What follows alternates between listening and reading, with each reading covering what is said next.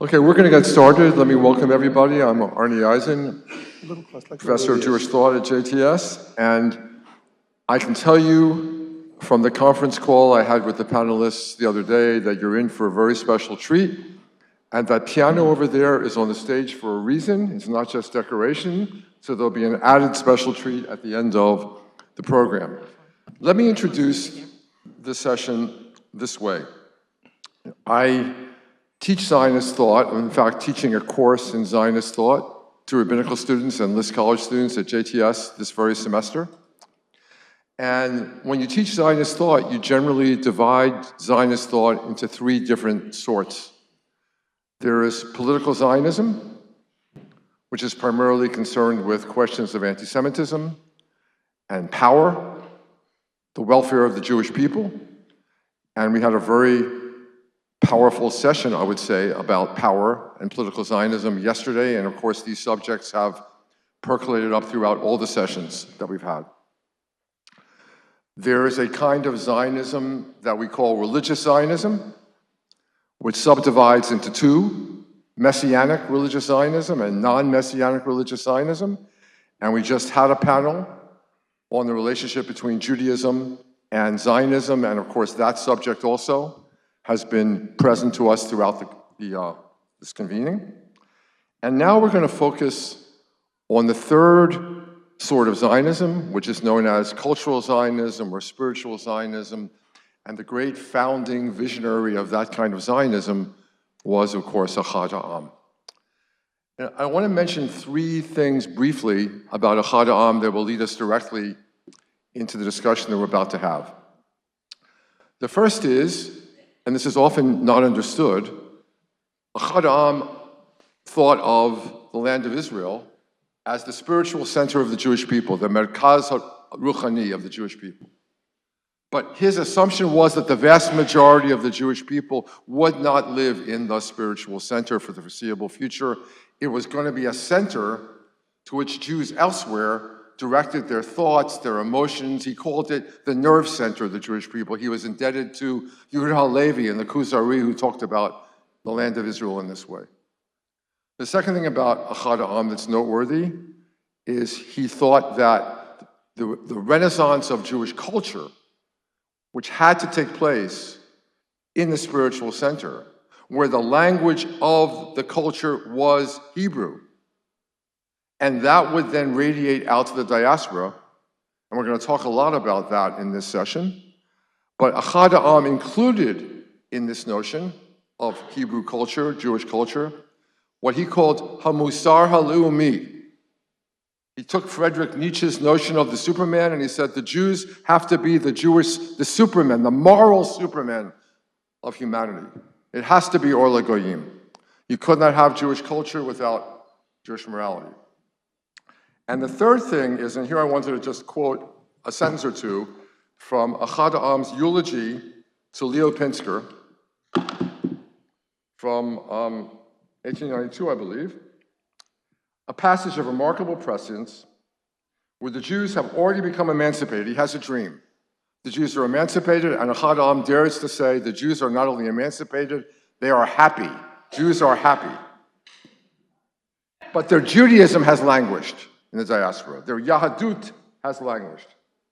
And so the people turns to Palestine from all over the world in the hope of awakening national sentiment, planting colonies, raising a generation of Hebrew farmers. Jews from around the world will come to visit, and the Hebrew speakers of Palestine will travel to the diaspora throughout the world, and the spirit of the Golah, the diaspora, will be transformed. And this vision of Jews from around the world visiting the land of Israel and Israelis coming to the diaspora to inspire Jews and reawaken their Jewish consciousness is one that I think we all know from our biographies. If you're my age, you probably remember the Israeli soldiers in uniform who came to your Yom Kippur services and gave the Israel Bonds appeal. This is a powerful memory for me. We're all in shul. I'm out in the hallway because I'm bored to death with the services, but there are these Israelis in uniform Israeli generals, colonels, sergeants, who are there to inspire us with a new vision of what Jews could be and to get our support for the Israel Bonds appeal. But I also know we have Israeli art on our walls. We dance Israeli dances at our camps and at our wedding ceremonies. We're inspired by Israeli literature, whether or not we read it in translation. And those of us who care about the survival of Judaism and our connection to Israel are very concerned about the problems we've had, I would say the failure of this community to this day in getting an American Jewish community that is literate in Hebrew at all. Mm-hmm. Despite our day schools, and certainly our Hebrew schools cannot teach Hebrew. Is this a problem or not? So to address Achad Am's vision, whether it's working, whether it can work, we have an incredible panel, which I'm now going to read a brief biography of our three panelists, and then we'll begin the discussion.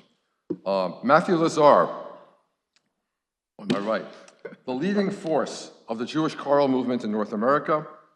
His superior talents as a conductor and interpreter of Jewish music have elevated the standards of Jewish musical performance and educated audiences across North America.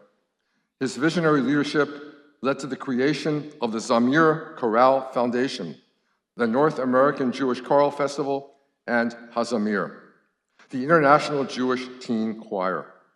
He most recently received a major gift to create the first ever Jewish Choral Conducting Institute.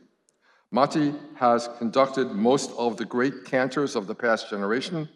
He served on the faculty of the Jewish Theological Seminary for 18 years.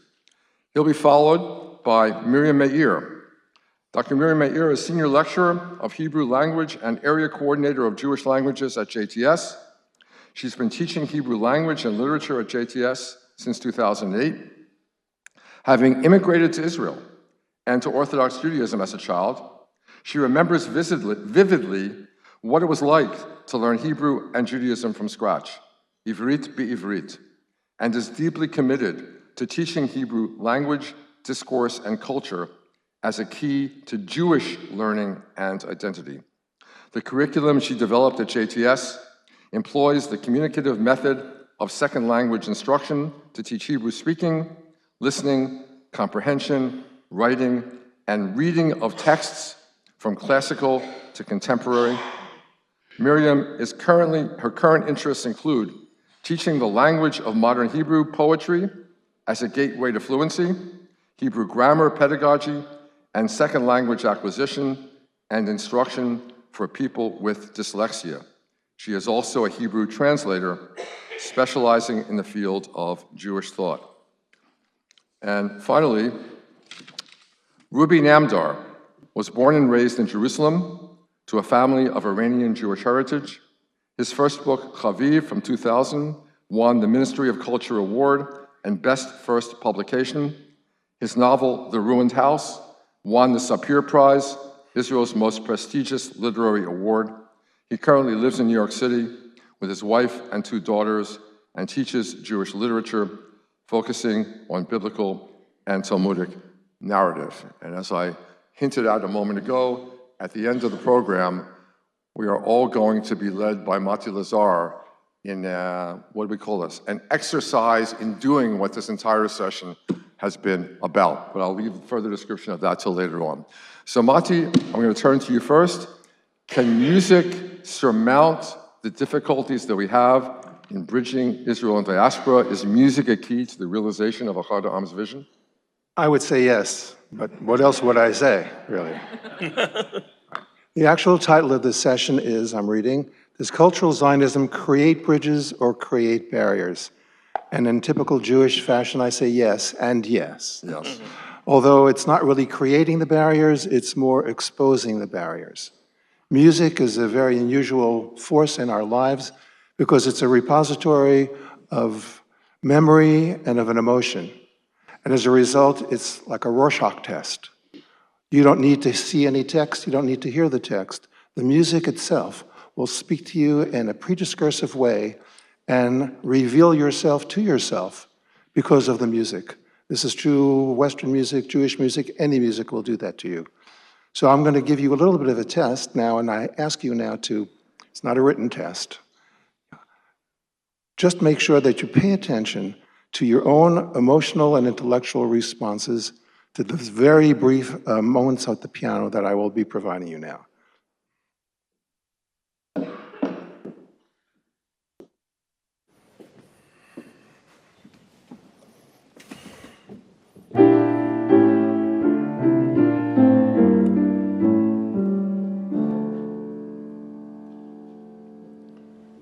That's one.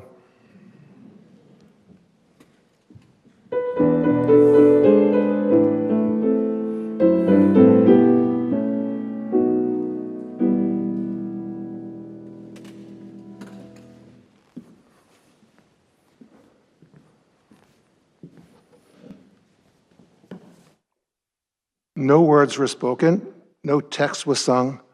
Afilu, the tune, was not even engendered. I just played the introduction, but I could hear those neurons firing away. And it's those neurons that I want you to be paying attention to, because that's the essence of what I'm trying to convey to you. How the music can put you in a situation where you can experience something that was once true and may be true still, but certainly was once true, and in a certain demographic will always be true. So the first tune, of course, is Hatikva. And whether or not you are ambivalent about Israel or not, you recognize that most American Jews and most Jews across the world express their Zionism through this tune. Forget that it's a Moldavian folk tune, forget that Smetana wrote it, and if you would want to know what the Jews would be if they were normal people, you can listen to Hatikva in major, of all things, in the Moldau, but he veers away from that. But how you relate to this tune and how you relate to the words really depends upon your ambivalence about Israel and the legitimacy of the state of Israel. So whether it's Naftali Hertz Imber's original words, or the words that we use now, it makes no difference. The second tune, of course, is Yerushalayim Shel Zahav. Naomi Shemer wrote this before the war in '67. I'm sure you all know that story. But she changed, added a verse. There are other backstories to this piece that we don't need to go into, because the power of this song is amazing. I don't know how many of you were in Israel as I was in 1967, immediately after the war. Everybody was singing Yerushalayim Shel Zahav. Hatikva, not so much.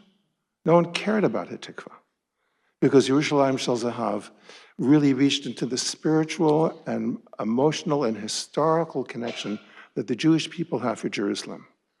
And we sang it, and everyone sang it with all their heart. Of course, across the denominational spectrum and across the political spectrum, everyone was relieved that at least the Jews could go visit Jerusalem again and be there for the first time in 2,000 years.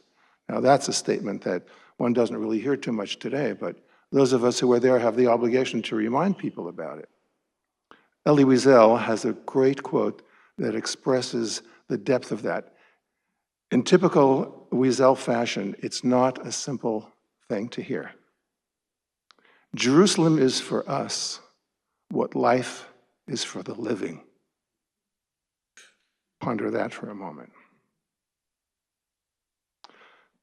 So we won't go into Jerusalem or anything about that, but it's a powerful thing. And he's written about it many times. You could see how many times Jerusalem is mentioned in the Bible. But now I want to move on to the music component. There are other pieces. We talked about Naomi Shemer's iconic Yerushalayim Shel Zahav. Nurit Hirsch, another great songwriter in Israel, has written many tunes, in fact, 1,400 songs, if you can believe such a number.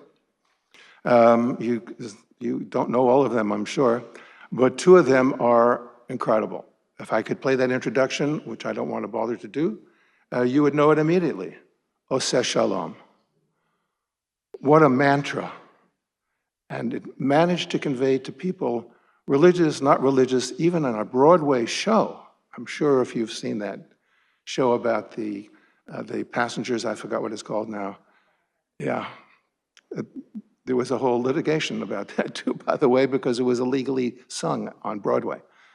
Yeah, so much for the Jews being the cheap ones. you know. But she let it go. But it was such a wonderful song, and people sing it, even people who aren't religious, people who don't care about peace, people who only care about peace. It's just in our bones. And there's another song, of course, that she wrote, Nurit, and that's Bashana Haba'ah, which we all know and we all love.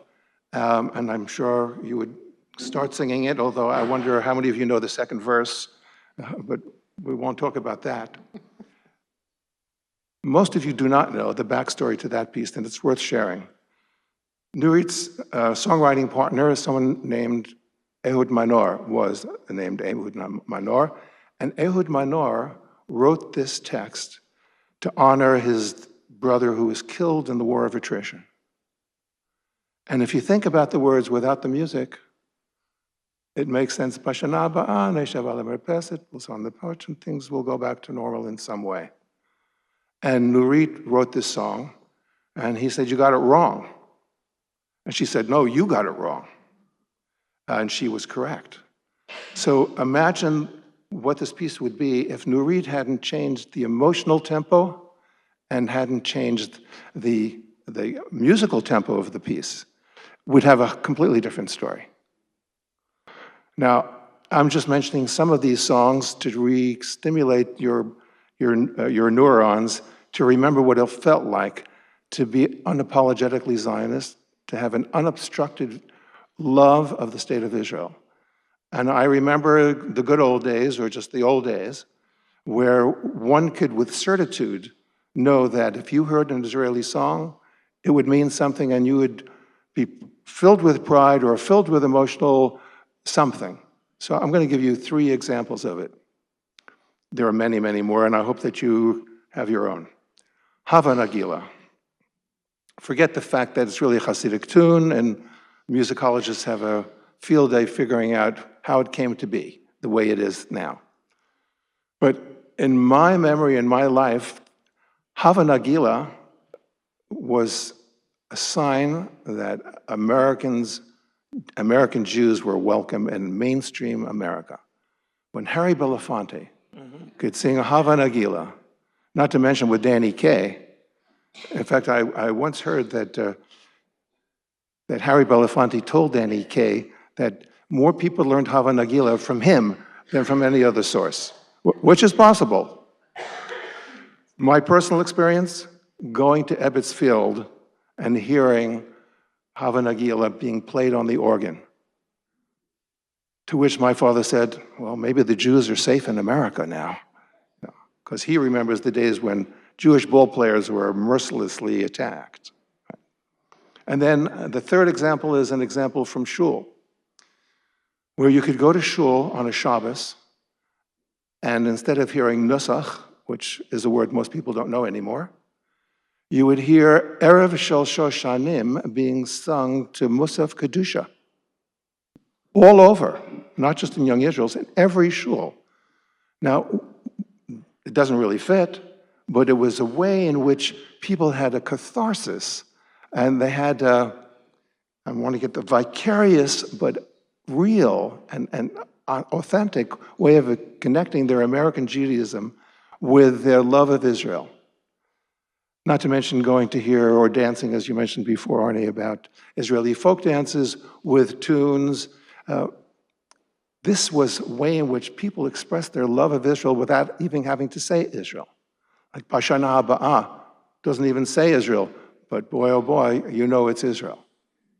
I want to list a few of the pre-October 7th legendary songs and singers so you can know what I'm talking about. Anything that Shoshana Damari and Yehoram Gaon sing is ipso facto authentic Zionist culture that we sing, even if it has nothing to do with the state of Israel. It just is. But before October 7th, we have the next generation of singers and composers, Idan Reichel, Mima Amakim,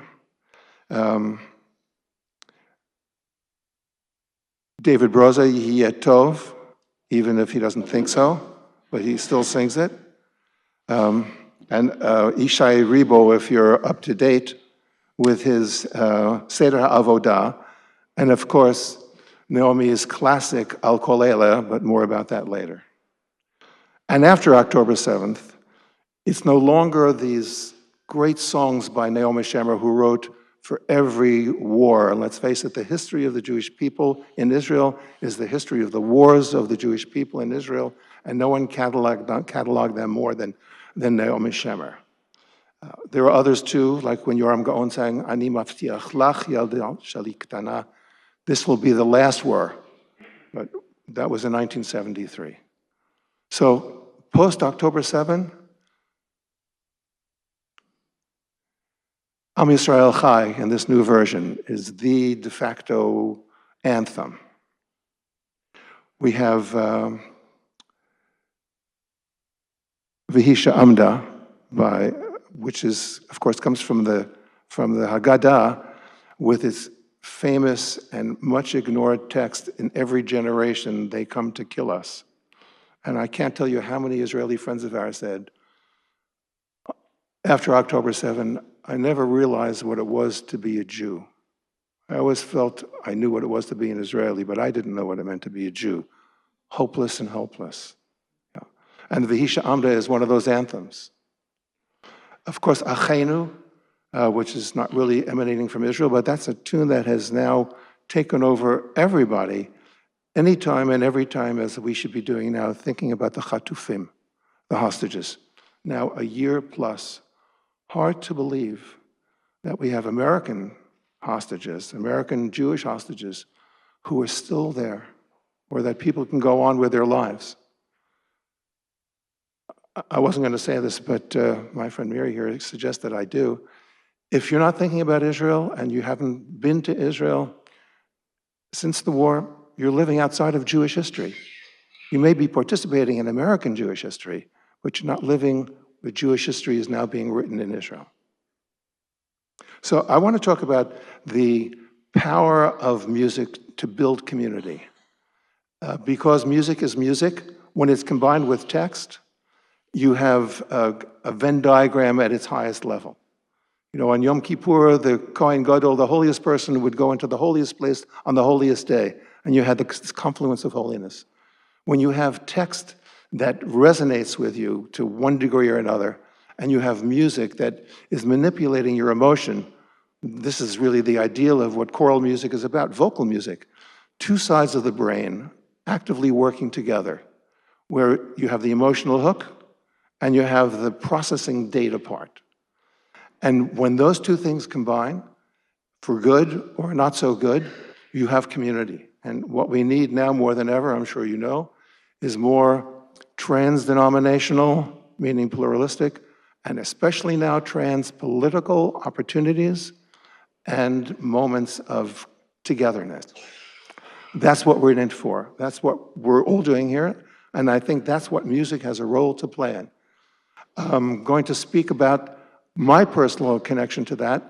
The Zamir Choral Foundation was created to do just that, bring diverse people together, ignore the noise on the outside, make harmony, literally and figuratively, bringing people across all the aisles who forget for those hours in a concert hall or for those minutes in a rehearsal or being together that we're Am Echad, and we can figure out how to do this.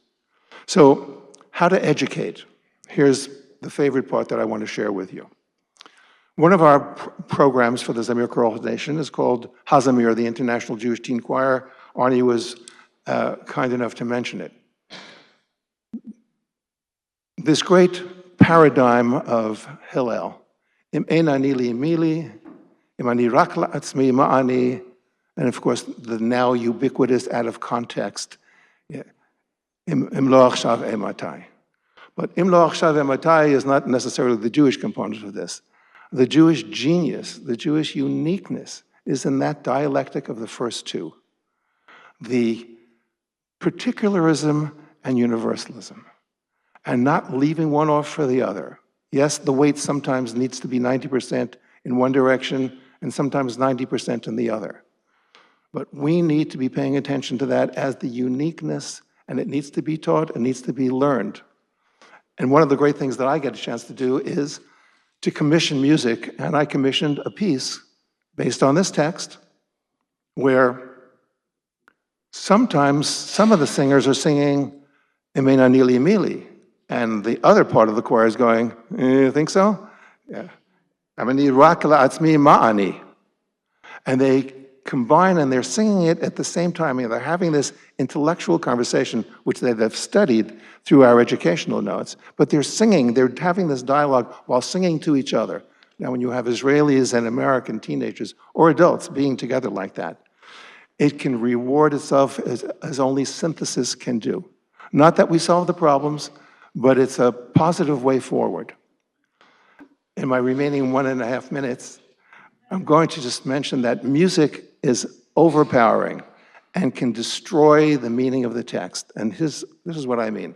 How many of you have seen observant Jews with kippot, not with kippot, but committed religious people singing John Lennon's Imagine No Country, Imagine No Religion, and they're singing their hearts out.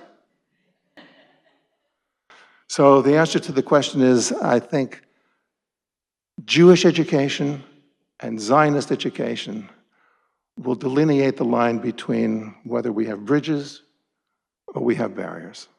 Thanks very much. Thank you.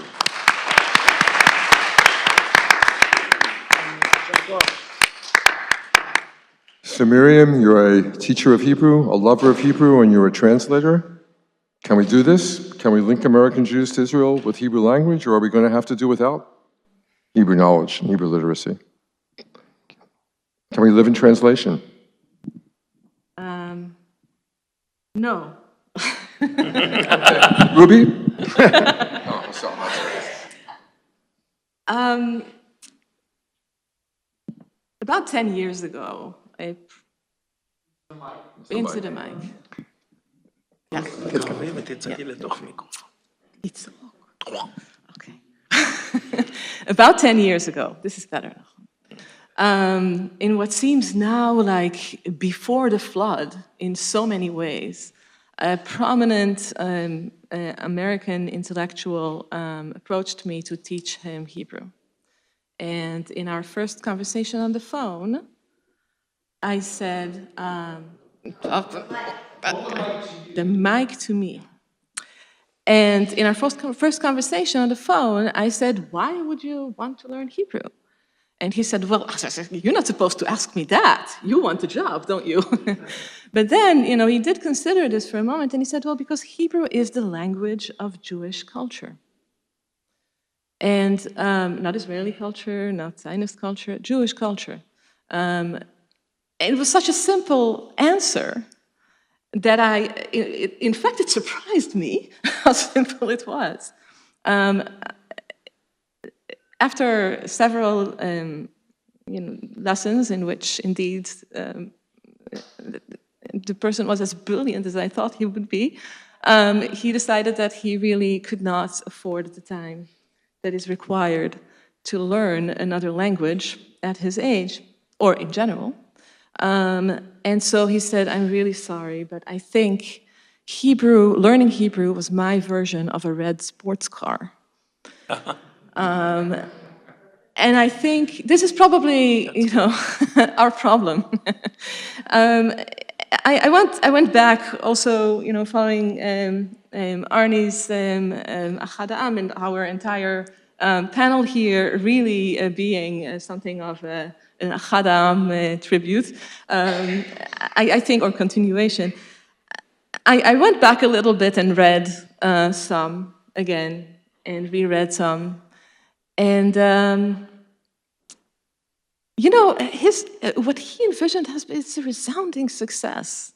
We have such a lively Jewish culture and peoplehood, both here and in Israel. And, that revival has succeeded. Cultural Zionism has succeeded. It's a resounding success. So that's the good side. And it comes with complications, right? When I came here, I started teaching Hebrew a few years in. I first came as a student of Hebrew literature with Professor Alan Min, zichrono livracha, who really would be sitting with us here and speaking. And I also reread Mintz a little bit in preparation for this. When I came here, I was seen, both as a student and then later as a teacher of Hebrew, as the Israeli. And I started being this lightning rod for all of the, attitudes and complexities that American Jews and my students, my colleagues, or people I met elsewhere, everything that they have with Israelis, I was, absorbing that. It took me a while to understand, in many cases, what exactly was going on here. But when I realized it, I thought it was hilarious. Because I myself came to Israel as a child, made Aliyah, and I always, in Israel, felt like the one who wasn't really Israeli.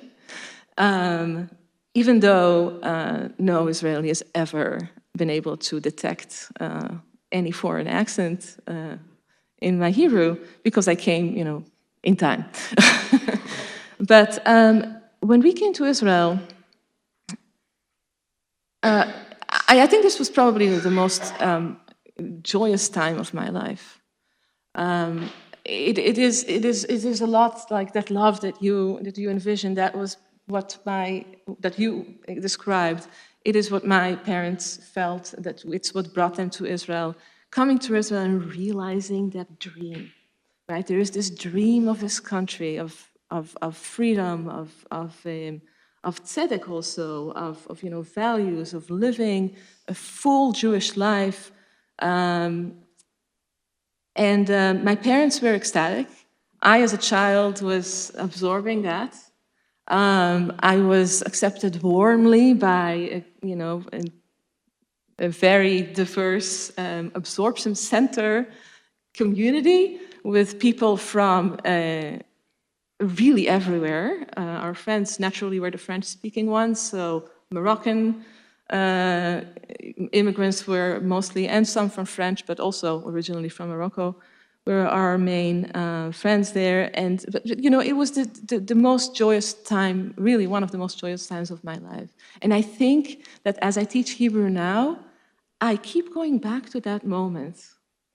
I remember when in 5th grade, so I was 4 months in Israel by then, had some, had some Hebrew already, and I was pulled out from Nevi'im class to sit with a teacher who was intended to teach me specifically some of the prayers, because it was difficult. And so I remember we sat and she taught me Ivrit b'Ivrit, Shir HaMa'alot that we sing on Shabbat before Birkat HaMazon. And I just remember her sitting there and explaining to me, every single verse in Hebrew. That joy of being able to read that and to understand that is something that I want to bring to my students, and I also know that I can. It is possible. Sure, there's a big difference between a 10-year-old who is, doing that in full immersion, and between our students, which are between 18 and 40, 50, 60 years old, who are starting first steps in a non-immersive environment, very different, but I know it is possible. And here's what's possible. What's possible is making that crossing over. Think about the word Ivrit. What does that mean when Yonah says, Ivri Anochi? What does that mean? He crosses over. This is in the name of the people, the Hebrew people, as Yonah meant it. And in Ivrit, the meaning that I kind of assigned to that is there's always going to be, I had to accept that, there's always going to be a little bit of distance between my nativity, whatever that may mean, and my native language, whatever that may mean, and my native language, whatever that may mean, because I crossed over to it. So there's always like this little distance, right? My expression in Hebrew is never going to be easy. It's never going to be unquestioned. It's never going to be natural, whatever that may mean, or authentic, whatever that may mean. All of these words, I don't like them at all, because there's no way to know, really, right, what a native Hebrew speaker has on me when I write or translate into Hebrew, right? Or whether there even is something like that. This conviction that the power of Hebrew lies precisely in that, the beauty of Hebrew, the special character of Hebrew, the unique character of Hebrew, really is in that. For generations, for thousands of years, this language has lived primarily in text, right? But it was very lively, right? Some periods more than others, but it was very lively and it kept being renewed by writers. And so when I come here to JTS and teach here, this is exactly the place for me because of the importance of text here. But also I really believe that in order to really know Hebrew, you do need to go to the texts. And this brings me to where we are now and the difficulty, right? Because there is this beautiful miracle of a revival of Hebrew as a spoken language in the land of Israel. And now we already have 76 years and we have at least 100 years of spoken Hebrew and education.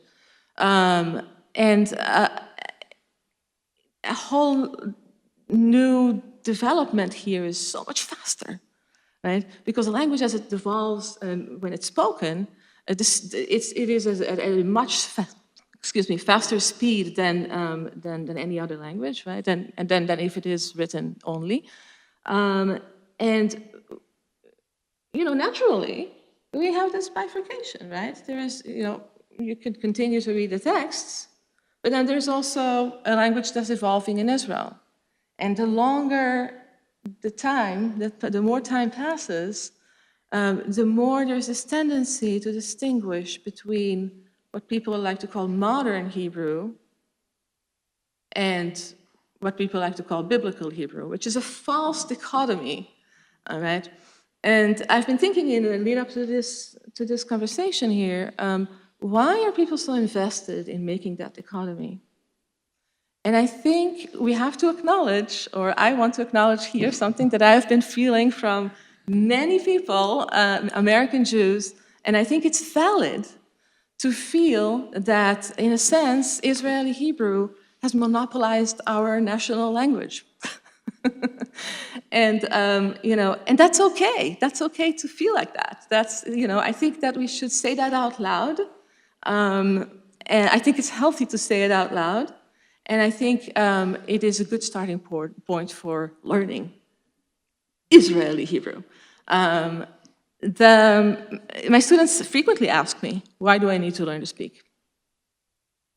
So, as you may have heard, my pedagogical approach requires that you would take advantage of the natural language learning capacities of a human being, which are really through speaking and listening. So it is a blessing from an educational perspective for me that Hebrew is a spoken, lively language, so that the students can use it as, maybe not as an end in itself, but towards the end of feeling fluent. And then I meet this argument that Israeli Hebrew has not much to do with the Hebrew that we are interested in, which is religious Hebrew, Jewish Hebrew, something that doesn't necessarily requires you to order falafel in Hebrew. So I don't have an answer for this, but what I do tell students is that when you grow up in Israel, or not even in Israel, when you speak Hebrew, you do have the type of immediate connection with the texts that you wouldn't have if you were to approach them through translation. And I'm not saying translation is bad. I think it's a good thing. But I do strive for my students to become the kind of reader who can say, this translation is fine, but it doesn't capture this nuance that's in the Hebrew. I still want them to be able to have that nuance, to be able to have that knowledge. And this is through having Hebrew as a language in which you express yourself. Do you need to learn the latest slang? No. It is a miracle that Hebrew has been revived in the way it has been. It is really beautiful to see. It is an amazing phenomenon.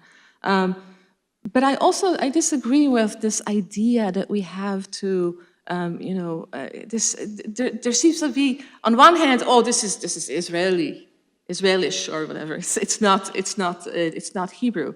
People tell me it's not a real Hebrew, or it's so different that it doesn't matter.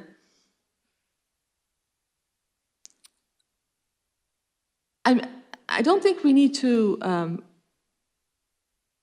go to the other way, which is the other extreme, which is saying the speaker is always right. You know, I mean, sure, there are some interesting things happening in spoken Hebrew, but it's spoken Hebrew, right? And let's not lose fact. Let's not lose sight of the fact that spoken Hebrew, or that Hebrew, is special in that it has the texts, and even the revival of spoken Hebrew would never have been possible without the texts. So I come to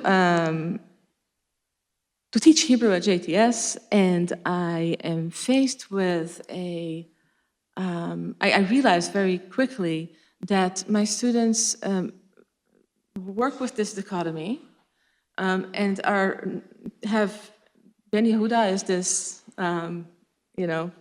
symbol of revival of Hebrew, but are not aware of the fact that without Hebrew literature, it would never have been possible to speak Hebrew. So my goal for my students is, in a way, to go through something of this process of falling in love that I went through as a child, falling in love with the language, choosing the language, and learning to read it. With the students in my advanced rabbinical school course, we go through Hebrew, the history really of Zionism and of the state of Israel through popular culture. But when I say popular culture, I mean poetry. I mean, literature. That was popular. This high literature is popular in Israel, even to this day. Poetry, that's an interesting phenomenon in Israel, is being set to music very often. People know poets' names, contemporary poets as well, not just Bialik and Lea Goldberg, but also the contemporary ones. I take advantage of that, that a lot of them are set to music, because indeed the music is powerful in bringing people closer to the emotional affect, the emotional aspect of language.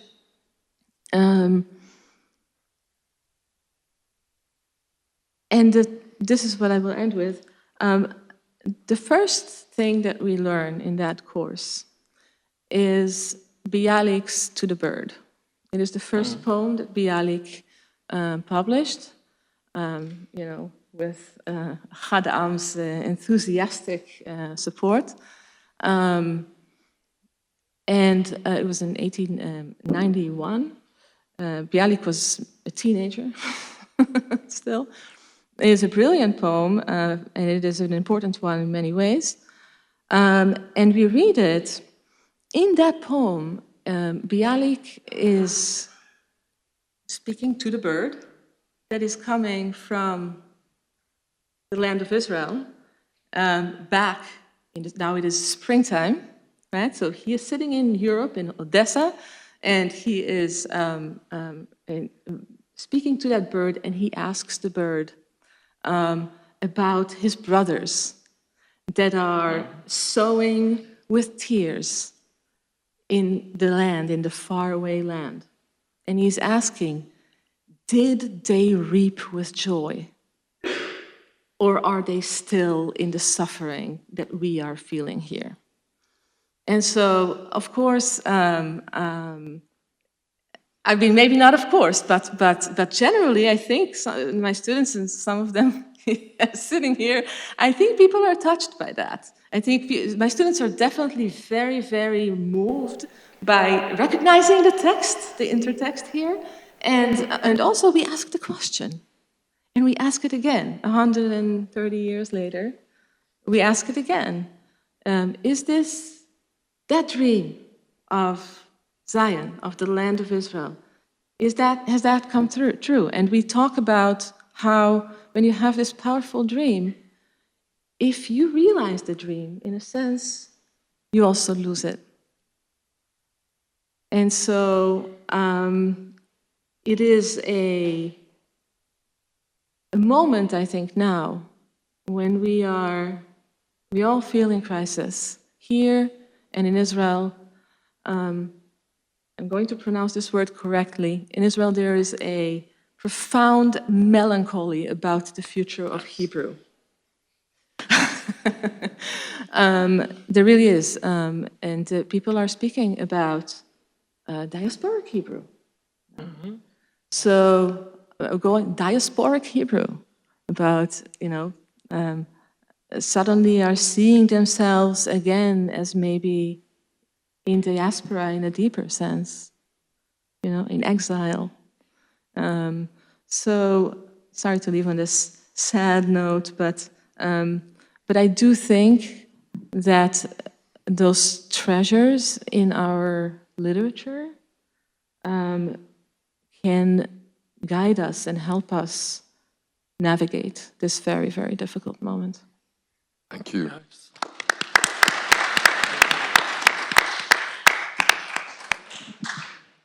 So, Ruby, can literature bring us closer?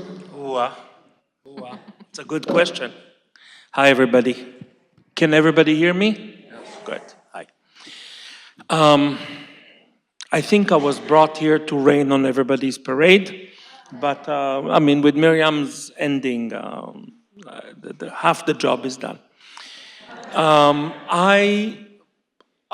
2 seconds about myself and what brought me here. I came here some 24 years ago, not for ideological reasons, for very great personal reasons, an old love story that was rekindled many years later, wonderful, banal, and here we are.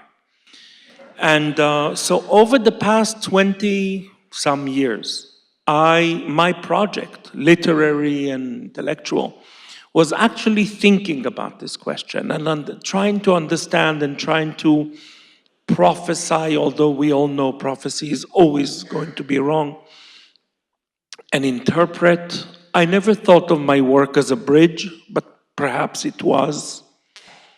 In Israel, my reputation is of Mr. Diaspora, basically. I'm like the great interpreter. Here, I don't know what my reputation is, something weird. But that position, that strange, unique position of an insider, there's a really weird echo, or it's just from the... No, it's your fault. Are you okay? Okay. The position of an insider-outsider that I think both our panelists refer to in their way.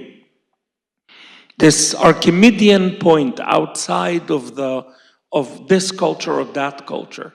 I think is what we're talking about today. And to me, it summarizes Echad Ha'am, and I'm going to say it, the fantasy of cultural Zionism. So let's parse it out. To me, cultural Zionism was in many ways the way that I am and I exist, and it was my own personal fantasy. Because I knew for sure that you don't have to live in Israel in order to lead a meaningful and deep Jewish life, and also be part of the creation of Zionist and Hebrew and Israeli culture. I am a living proof of that.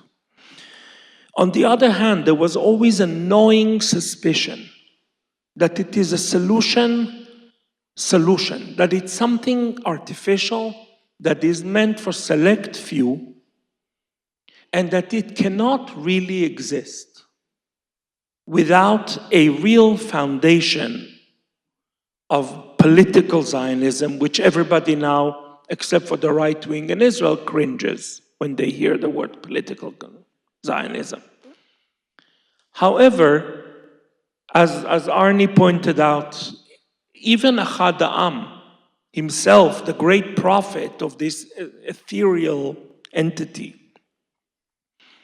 knew for sure that there have to be what the Americans like to call boots on the ground, that there has to be a presence.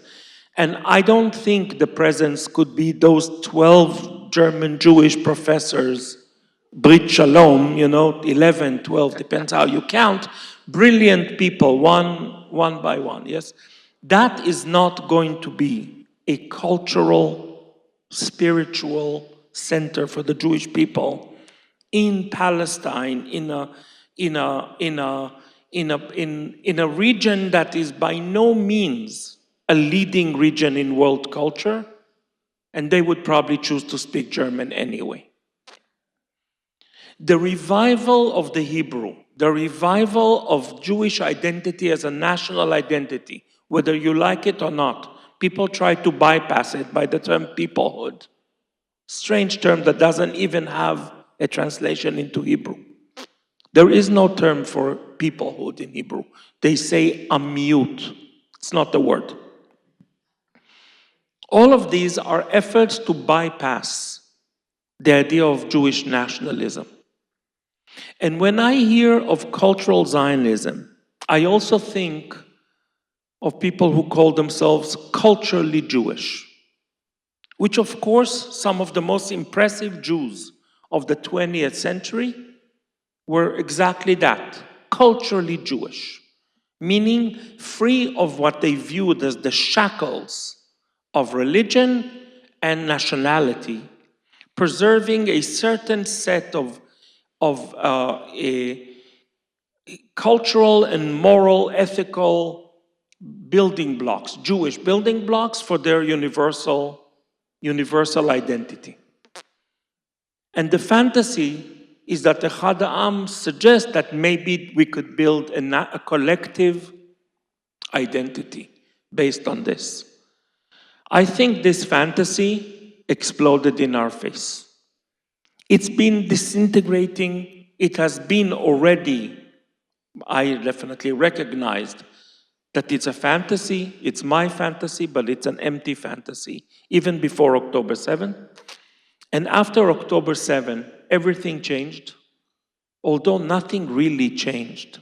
Everything we see now are just hastened, sharpened, more visible manifestations of the decay, and I'm going to use the word decay because I view it as such, that we have been going through. Zionist culture in Israel is also gone. Israel has, the experiment was successful. Israel became a nation state. Whether we like it or we don't like it, that's what it is. A sweaty, dusty, angry nation state, not in the best neighborhood in the world, not even the second best. And therefore, Israeli culture, Israeli music, Israeli literature have been slowly but steadily becoming local, particular, less Jewish, if you will, except for, again, if you mention Mati, Shai Ribo. But Shai Ribo is Jewish in a way that most American Jews do not understand. Most American Jews would not know, when I say most, I mean 99, I would say, percent of American Jews don't even know the word Avoda, Seder Avoda, because it was omitted from their machzorim so many, many years ago that they don't even know what they're missing. They don't know that they're missing an important symbolic limb. Israeli culture has been slowly detaching itself from this universal Jewish world that we here in this room are trying to still keep together. And if they do become Jewish, it is in a way that doesn't necessarily, it's not shared by the vast majority of American Jews. And one of the reasons that it becomes more Jewy in ways is because of the entrance of us, the children of immigrants from a Middle Eastern background, where our secularization was different than the one of our Ashkenazi friends, and there wasn't that big disconnect from our Jewish culture. So if you look at the people who introduce the Jewy element to Israeli culture, there would be Mizrahi and Sfaradi, less Ashkenazi. American Jewry, I'm sad to say, is overwhelmingly Ashkenazi, and it is, yeah, it's we have to say it, right? And does not share those sensibilities. And again, everybody in this room, by definition, this is a self-selective group. Yeah, we know this and we know that. We listen to Naomi Shemer, we speak Hebrew, to an extent. I say Havoda, most of us understand. We are not, we are the, the exception from the rule that does not that. We are that. We don't signify anything.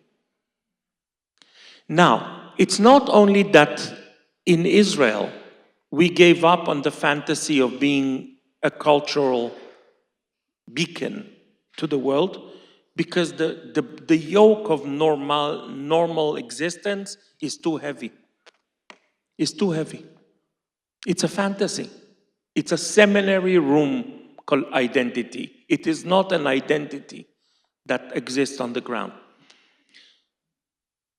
At the same time, in America, cultural Judaism began and is ending, pretty much ended.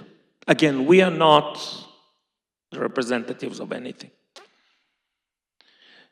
The great Jewish authors, musicians, whoever they were, I'm usually saying the 20th century because for me this was the Jewish century of America, were on their way out. They shone very brightly on their way out of the collective. There is no American Talmud being composed as we speak. There is none. It doesn't exist, and it will not exist. Because here too, Jews became normal. Jews became integrated. It's shocking to hear how Echad Ha'am, as Arnik quoted in the beginning, said, Jews are happy, but how did you say it? Languishing Jewishly? Yes. He was right.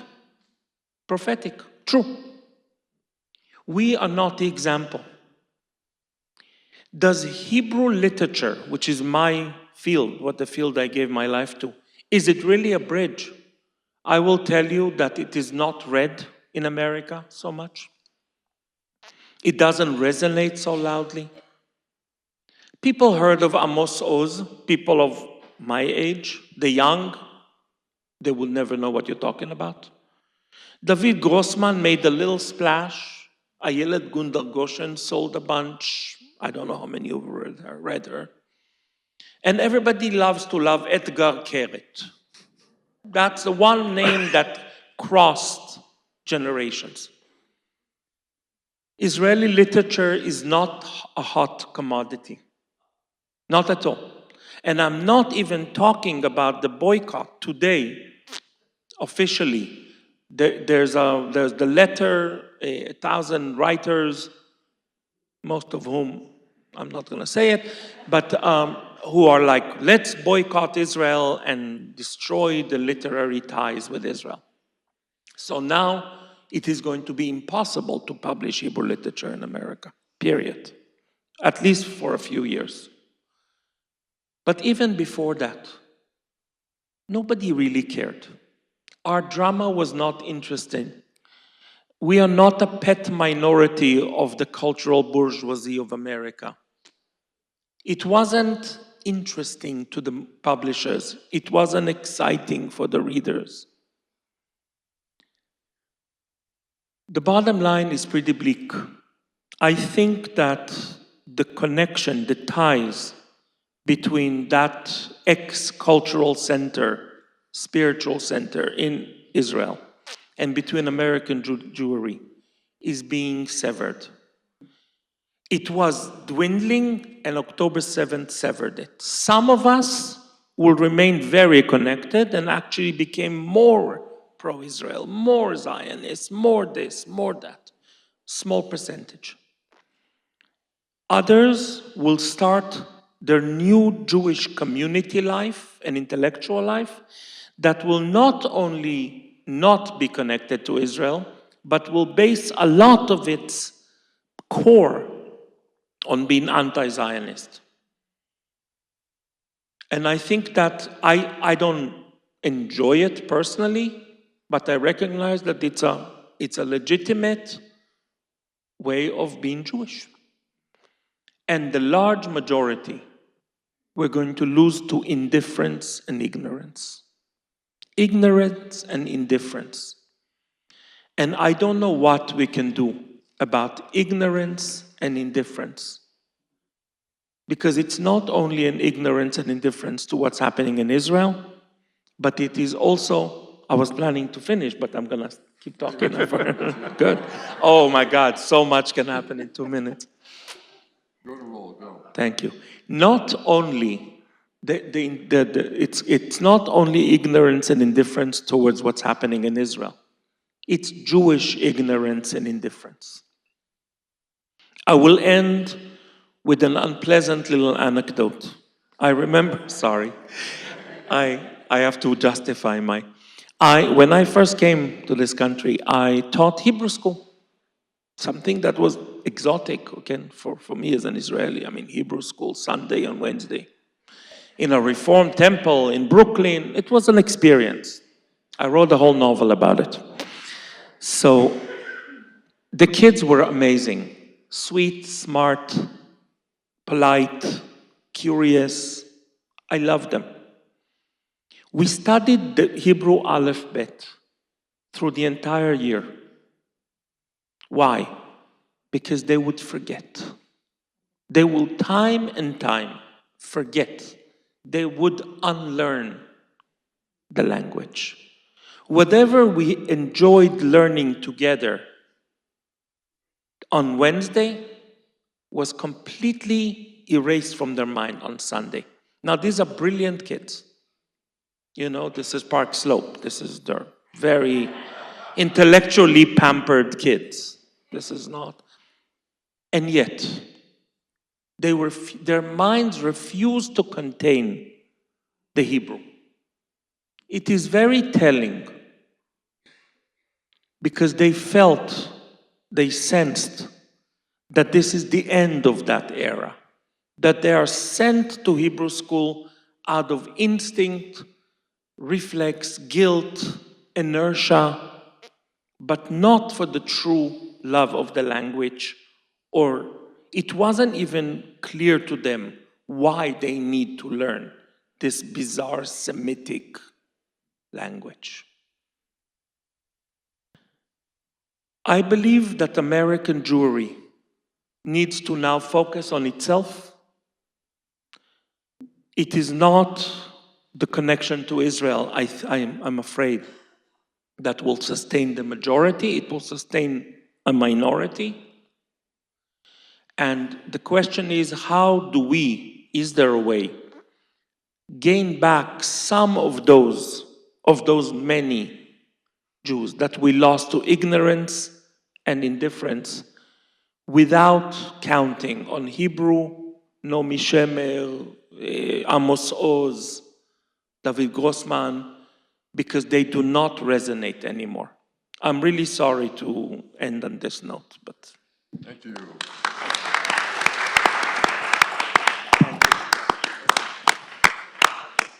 So I'm going to take the privilege of the chair and ask a question. There has recently been a new book about Zionism by a historian at Harvard named Derek Penslar, which describes Zionism as an emotional state. And I'll tell you that my main reaction to the three of you was that every one of you spoke powerfully from the heart. And I would bet you that if we take a poll of the people in this room today, we would find that they're here because they care about this in their kishkas, in their hearts, in their souls. This is JTS, it's an intellectual bastion. Ahad Ha'am was known as a rationalist, but Ahad Ha'am himself was a guy who wrote from the heart. So Mati was the one who first talked about this, but let's spend a few minutes talking about the heart as the seat of Zionism for American Jews. Anybody want to go with that one? Or am I wrong? I'm happy to continue. Go ahead, start this time. I feel that it was very much so. There's a wonderful description in the autobiography of Isaac Bashevis Zinger's son. He wrote a memoir about his meeting with his father here in New York many years ago. And in one of the smaller scenes, he describes there's war in Israel, and the American Jews are flocking to donate. And there are big signs hanging over, like 7th Avenue, on which it's written, "Give until it hurts," which he claims was the slogan. And he says, they came and gave until it hurt. I feel that this now is not the sentiment anymore. And I feel that the young generation, actually, their heart is in a place that's quite opposite to Zionism. If there is heart in Kishke for 90% of American young Jews, college age, it is actually not in Zionism. And some of it is because they already were raised so steeped in American culture and so unsteeped in Jewish culture that this Kishka, this heart connection, is not there anymore. It's a terrible thing to say, but I think that's, for us, yes, for them, no. Okay, so Miriam, our students at JTS are not the typical young people of the United States of America right now, but would you say that in that class the heart is there, the soul is there, and the neshama is there? I want to I want to frame this in the before and after October 7. Before October 7, when I started, 10 years ago, 15 years ago, started teaching Hebrew to students at JTS, so rabbinical school students, List College students, education students. I felt that, they most of them had grown up in Jewish homes where, social justice, tzedek, were really, tzedek pursuing homes, and that was their main frame of thinking about the world. And I found in my classes that a great majority of the students were feeling a powerful cognitive dissonance when it came to Israel, because they resented, really, being asked, what they felt as being asked to suspend their criticism when it came to Israel, and to not criticize, and to say, well, Israelis have to deal with, as you said, the tough neighborhood And we don't know what it feels like to live in a state of war. So we can't. There is this deference to Israelis when it comes to that, and this is from the older generation. But the young people, we can't ask them to suspend their disbelief or their criticism. We can't ask them to have a cognitive. Once we are asking them that, we are guaranteeing that their heart is not going to be there.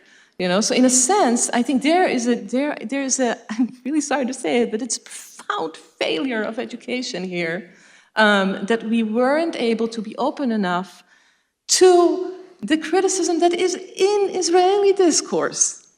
That students were learning here, that young people here were being taught this kind of feel-good version of Zionism, which is really lovely, and I'm in love with it too. It's very dear to my heart too. But for a lot of the students, it felt and still feels like a cover-up.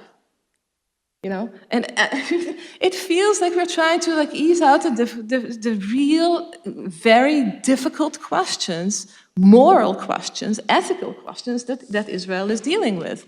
And American Jews have taken, or at least the institutions have been taking this approach of, we're going to be supportive, we're not going to tell you what to do. That's not democratic to tell somebody else what to do. We've heard it in other panels as well. Well, I think that is actually because the State of Israel, Zionism in general, is supposed to be a Jewish people project. So as American Jews, no matter if you're not citizens of Israel, and kal vachomer if you are, do make your voices heard, or at least amplify those voices in Israel that are trying to save a version of Zionism that does go, let's say, is less in conflict with the other values that we learn. So this is before. So before what I was doing, I was actually teaching my students to, first of all, exposing them to that. There is a great literature in Israel that is a dissenting literature. So I read with my students, critically read the Declaration of Independence. But we also read things like Grossman's Yellow Wind. And this is important for the students to know that it exists. It is also moving for the students, and here's where I really disagree with you, Ruby. It's interesting to also, in fact, Matti as well. The poetry that is written right now in Israel is connected to Jewish sources in a way that English poetry cannot be. All right. So, and if you read Hebrew poetry now, and so when I read poetry with my students, they are shocked that this is possible. And I'm not just talking about Amichai. I'm talking about poets who are their age. Right? They are Jewish in a very deep sense because they're writing in Hebrew. And so I do think there is hope there.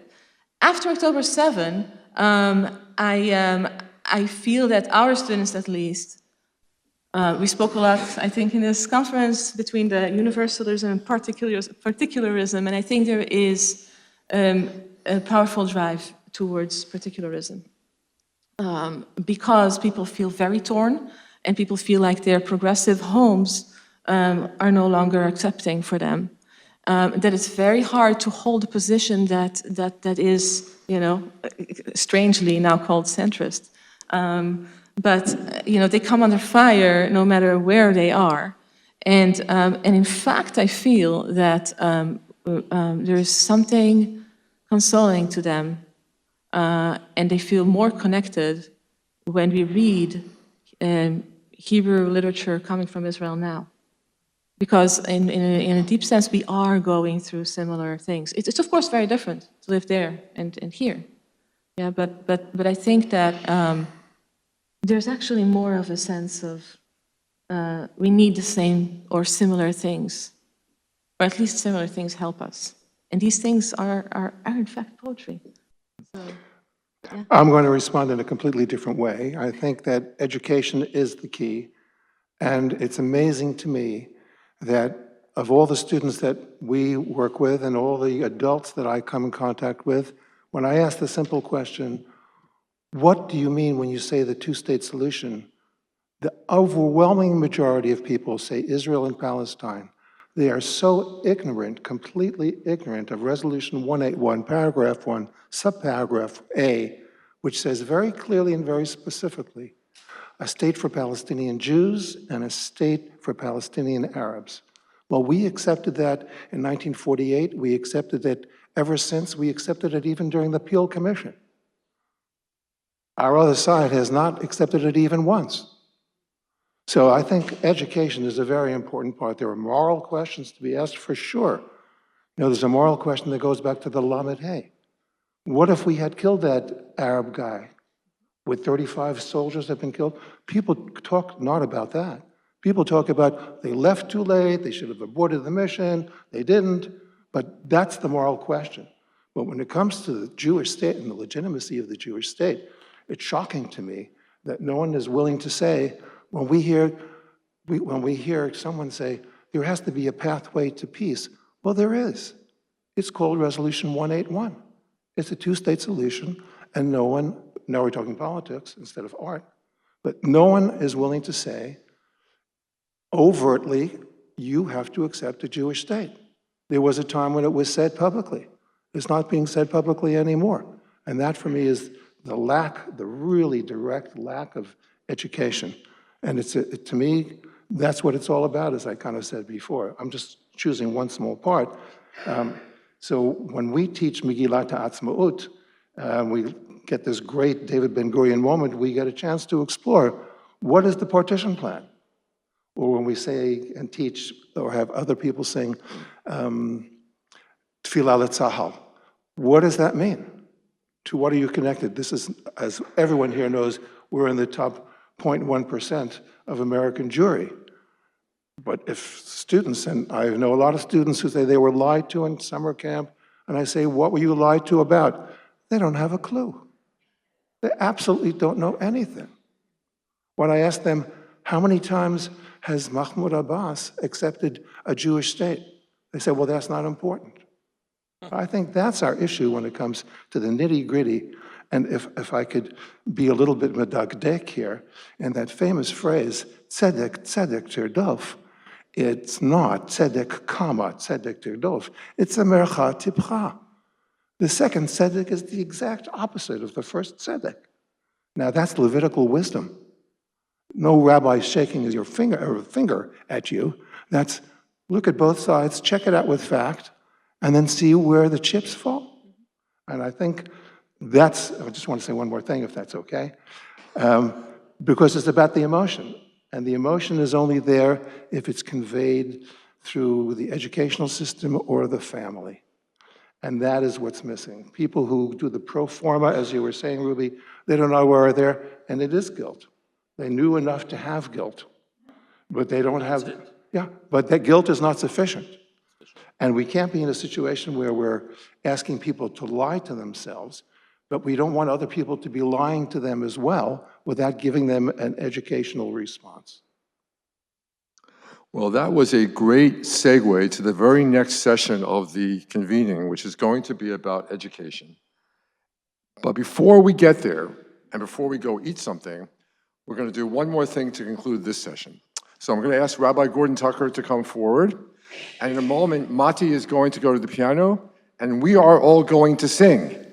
And what we're going to sing is Nomi Shemer's Al Kol Eleh. Now, I want to say that this is not an uncontroversial song. But I have the opinion, I think my fellow panelists agree with me. I personally argue against those who say we can't talk about God anymore because some people take God's name in vain and use God as an excuse for killing. And my argument is we have to talk about God for that reason. And some people say we can't talk about Zionism anymore because Zionism is a dirty word. And I say we have to talk about Zionism. So even though Al Kol Eleh was used by the settlers in Gaza as an argument for not withdrawing from Gaza when the Israeli government withdrew from Gaza, Others of us believe that the notion that Naomi Shemer expounds about returning to the good Israel is one that we can say with a full heart. So Mati is now going to lead us with Gordon Tucker as soloist in the singing of Al Kol Eila.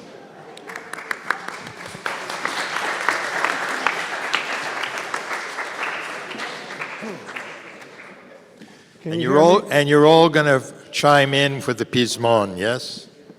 Can you hear me? Okay. So, no, there's a mic on my lapel. Thank you very much. Theodore Bickel, who is not even a centrist at the end, but quite a solid citizen of the left, even though he was in favor in Lebanon 1 up to the Litani River and made a big deal about it. When in my long friendship with him, he would say, first of all, Naomi wrote this because of her deceased brother-in-law, and a lot of the lyrics show that. Yes, it was used, and yes, Naomi took a turn to the right and never used the word anu in her writing after that, because she said to me, there's no anu in Israel anymore, and this is way back in the late 80s. But the other thing I want to mention to you is how Naomi Shemer will go from major to minor to convey this dualism of this bitter and the sweet.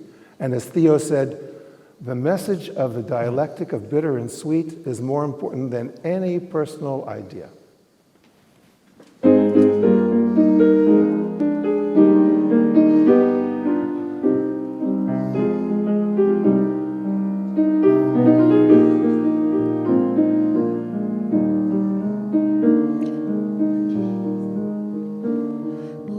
הדבש ועל העוקץ, על המר והמתוק, על ביתנו התינוקת, שמור לי הטוב, על האש המבוערת, על המים הזכים, על האיש השב הביתה מן המרחקים. על כל אלה, שמור לי אלי הטוב, על הדבש ועל העוקץ, על המר והמתוק, על נטע כל נטוע, אל תשכח את התקווה, השיבני ואשובה אל הארץ הטובה. שמור לי על זה הבית, על הגן, על החומה, מיגון, מפחד פתע וממלחמה. שמור על המעט שיש לי, על האור ועל הטף, על הפרי שלא הבשיל עוד ושנאסף. על כל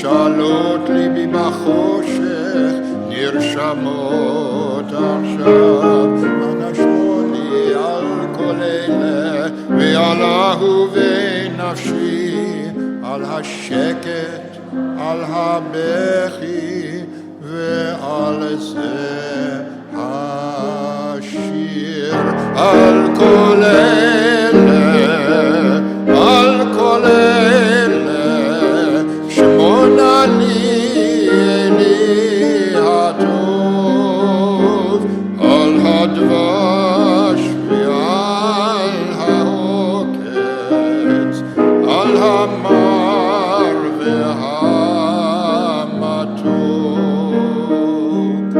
על נתקור נטועם, אל תשכח את התקווה, השיבני ואשובה אל הארץ